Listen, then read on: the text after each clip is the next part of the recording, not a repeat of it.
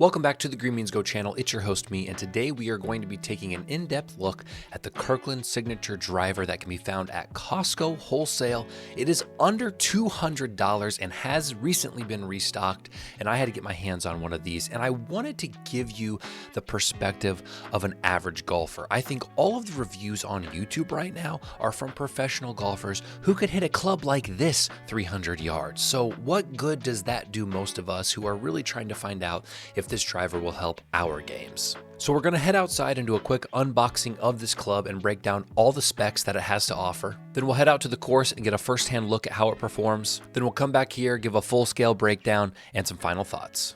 And if you don't want to watch the whole video, I'll spoil it right now. This driver is awesome for under $200 and I have zero regrets in buying it. Let's head outside and unbox it. The Kirkland 9000.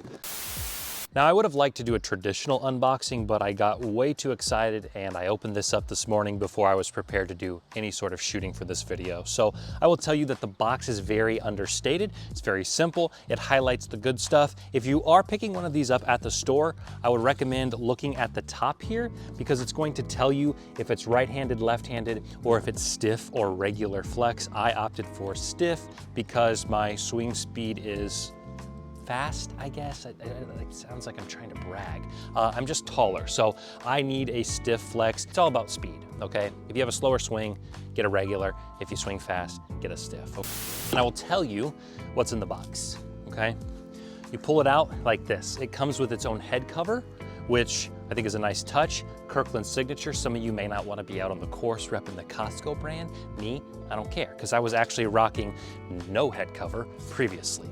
So that's probably not the best way to do it. The grip is a lambkin grip, which I know is moderately reputable. I don't care for it. Personally, I may end up re-gripping this club at some point.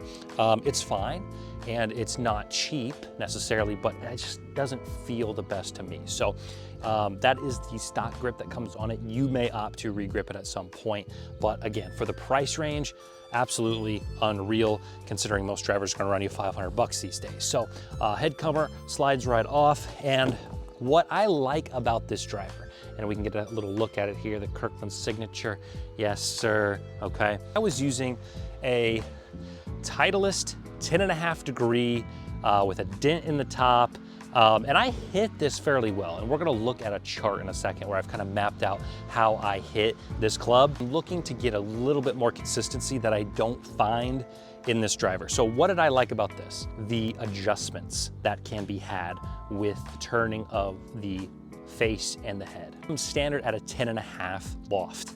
There's also a 10.5 draw setting, which I may opt for, considering that a lot of my shots are fades or slices. So hopefully that could be an option to correct that if I have that problem. This can also be bumped up to 11.5 if you're struggling a little bit with your loft and you need a little bit more forgiveness in that area. You can go up to 11.5. So it has 4 settings that can be fine-tuned with this little handy guy right here, the wrench. So for a sub 200 price, I'm very optimistic. So we're gonna go out today, we're gonna play around with it. I'm not gonna go to the range, I don't do that. I go out there and I experiment on 9 holes, on 18 holes, and we see what happens. So we will report back once we get that done. I know you guys want to see the shots and I want to show them to you, but before we do that, let's talk about a few things. I already discussed some of these features in the unboxing video, but I will tell you right now, this cost me $189.99. I know $10 probably doesn't move the needle for you, but I will say it is cheaper than this $199 price that they advertise online, at least in the store where I purchased it. I was able to save $10. I want to talk first about this driver that I had been using. I talked about it in the unboxing portion, and I said I would show you guys this. I typically hit this driver from 2006, 270 to 290 yards, and I'm fine with that distance. At the courses I attend, that distance is plenty serviceable, and I didn't really buy a driver trying to add more to it. Some of you may be looking to get more distance, And this driver may help you do that, but I was not looking for that specifically. I have never purchased a new driver. I stole this from my girlfriend's brother back in probably 2014, and I've been using it ever since. And then they moved away, and we broke up, and I don't know if he even knows that I own it or have it. So I'm sorry, Chase. If you want this back, I will ship it to you. Bottom line is this. Only 30% of my drives with this driver find the fairway. 1 in about every 3. 35 miss just slightly to the right, but not in any danger. 25% of the drives that I hit with this driver are incredibly sliced, and I'm talking either out of bounds or into the next fairway or into the trees. That right there, ladies and gentlemen, was what I was trying to remedy by buying a new driver. I do not have good control with this Titleist driver from 2006. And of course, when I overcompensate, scared of this 25, I sometimes hook some really, really poorly short left, but that only happens maybe once a round. So this is how I typically hit my current driver. And the purpose of buying a new one, and specifically this Kirkland, was to try to garner more consistency and try to end up more in this range. So we're going to take a look at a few shots from this course so you can see how it performs. I will tell you that this is only the second time I had used this driver. There are a couple of shots that I recorded that were poor, and that was less to do with the driver quality and more to do with my adjustment to it. So I didn't want to show you those, but do know that I didn't walk out there and hit these perfectly. This is one drive that I hit, I mean, just an ever so slight fade into the middle of the fairway. I was more than pleased with that, and that gave me a lot of confidence because that's not a shot I was hitting with my Titleist driver. Here's another one. Okay, again, just an ever so slight fade. This one went about 279. So again, very pleased with that performance. And then finally, this one was a little bit lower of a loft, but again, you can see that nice fade that I was hitting, not in any way, shape, or form a slice. I mean, just a perfect shot, and one that I would play all day long. I will tell you that I started with this club on the 9.5 loft, and I was not hitting it well. And I may end up going back to that eventually if I want to add more distance.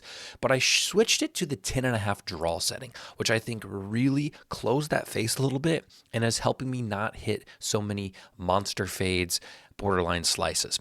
As I talked about with the distance, my charted distance was 270 to 289 with this club, same as it is with the Titleist. So I did not add distance with this club, and if that's something you're looking for, you may be able to do that, but that was not the reason I bought this, and therefore I'm okay with it not actually adding distance.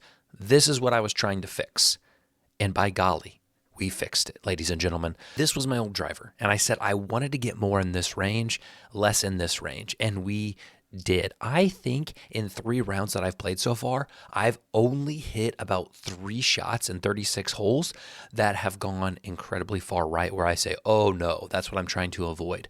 I've hit more in the fairway, about 10% more in the fairway, and I've hit about the same to still the right side of the fairway, just maybe into the rough, which at the courses I play at and at most courses, that's not going to get you out of position for a green in regulation.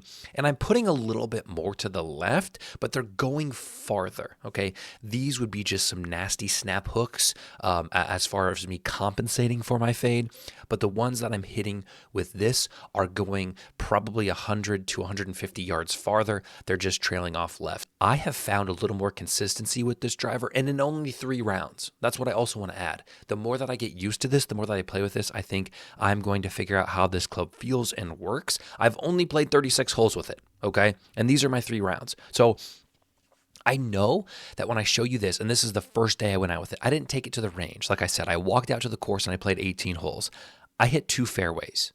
Okay, so I was struggling to hit fairways, but as you can see, besides this first hole with a double bogey, okay, the worst score I had on this course was a bogey. I ended up shooting a 40 on the front 9 here. You know why? Because I was never out of position. Did I hit fairways? No. But was I just barely leaking to the right into the rough? Yes. I wasn't slicing it into the next neighborhood right. And that, again, is what I was trying to find. Then I went to my local course. This is also a course I don't really play at. And I hit 7 fairways, okay? Only missed 4, which for me, that's good. That's what you have to understand here is I am not a professional golfer. I am a 12 to 16 handicap. So mid-80s, we're having a good day. So to hit 7 out of these 11 fairways, I was incredibly pleased with that, and I was very pleased with this 82. I went out, just recently again this weekend, and I hit 5 fairways. One of these I didn't chart. I didn't chart one of these. 16 was not charted for some reason. The bottom line, again, is this. This club is helping me be more consistent off the tee, which has been my weaker aspect of my game. Here are my final thoughts. I don't think you can find a better value on a new driver, period. If you're wanting a driver that compares to this new from a name brand, a Titleist, a Callaway, a Ping, a PXG, whatever, you're going to be paying $500. And if you can afford $500 and if that's important to you, go out and buy one. But if you are someone like me who plays on the weekends, who shoots mid-80s, mid-90s, maybe even touches 100, you're looking to maybe add some more consistency to your game, this club can't be beat as far as I'm concerned for the price. It has decreased my danger off the tee. I only found myself in danger about 3 times in 3 rounds. And normally I would be finding myself 3 times at least per round. So that is what I can speak to for this driver. It really helped cut down on some of my nasty slices. It did not add distance, but I was not looking to add distance, so I'm fine with that. And bottom line is I am thrilled with this purchase. I cannot advertise for it enough, promote it enough. They're not paying me. I went out and spent my own $189 on this driver, and I am happy that I did that, and it has changed my game off the tee through 3 rounds even, and I think it will continue to do that as I get used to it. So the Costco Kirkland Signature Driver gets a 2 thumbs up for me in terms of value, in terms of performance, in terms of all around. I would go out and grab one if they're still in stock, and if not, maybe they'll come back sooner rather than later with a few tweaks, upgrade it even more. Go get you one. Take care. I love you guys. See you next time.